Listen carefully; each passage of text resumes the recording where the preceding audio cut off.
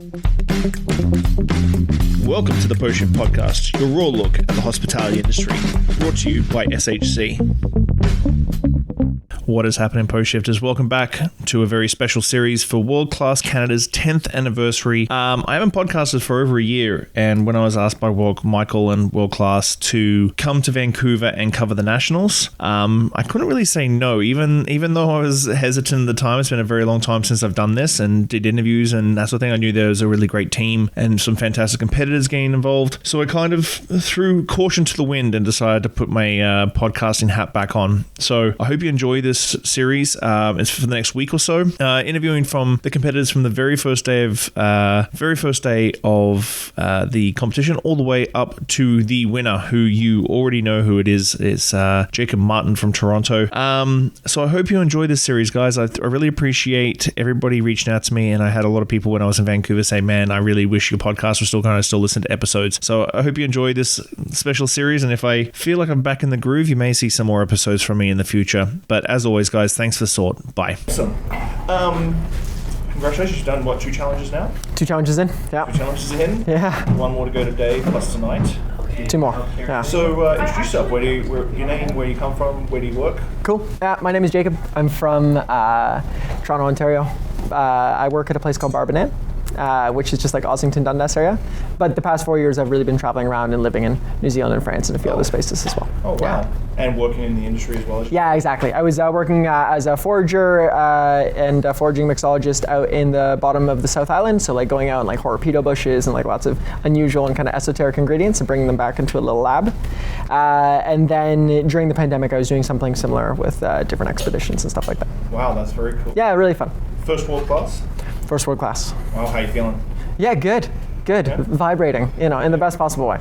It's interesting. I've been wondering how the first times. That's why I asked when we were doing the the first times, because not having that regional step up, because regionals are tough as well. Yeah. And then going straight into the nationals. This is I don't envy any of you that have done it this the first time without a regionals. Well, it's kind of a pleasure. There's kind of this pleasure of surrender, because you put all the planning in, but then there's this moment where you're just like, okay, wow, here we are, and things will be, and you just kind of you just have to let it go. So how do you feel about competing? Is this your first cocktail competition in general? This is my second cocktail competition. I did a Woodford competition a little while back, but it's been just kind of back-to-back opens since I've been back in the city. So it wasn't necessarily supposed to come to be this year, but kind of the stars aligned and put my submission in at the 11th hour, and I'm here. Wow. Yeah. How do you feel about being in 10 years? Because I remember, I'm going to age myself pretty hard here. I remember actually petitioning in 2009 to bring World Class to Canada because... No way. Wow, that's wild. That's such a cool story. So how do you feel about being in the 10-year anniversary class of World Class? I mean, it's really, really special. I mean, a very close friend of mine is Jess Mealy, who's been in the 2 competitions before, and then James Grant, who's kind of floated around in my bar a bunch of times. And then I was apprenticing under a bunch of the European World Class guys, like Maxime Huarth from kind of when it initially was in France. So there's kind of been the sense of the reputation of such a competition, and so it's kind of cool to be able to participate and kind of identify with some of those memories and those stories that those guys have. Jess is awesome. Jess is super awesome. Jess is the freaking best. I hope she sees this so she knows that she's. I've had way too much ramen at 2 o'clock in the morning with her discussing Geneva way too many times.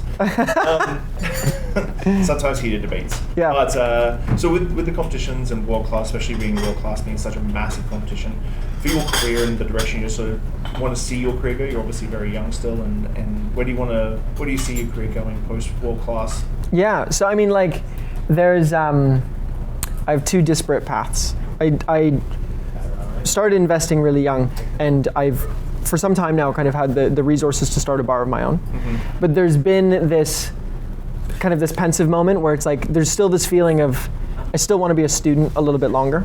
And really what I would love to do with the World Class experience is just use that reputation and then use the skills I bring to this to ideally leverage this into a 50 best bar and really find myself kind of working at the bottom under a master bartender and really assimilate those skills. I have so many dreams about the places that I'd like to work, and a few spots in London, a few in Sydney, one in Singapore, but at the same time Which one in Singapore? Pardon? Atlas, right? Is in Singapore? Yeah.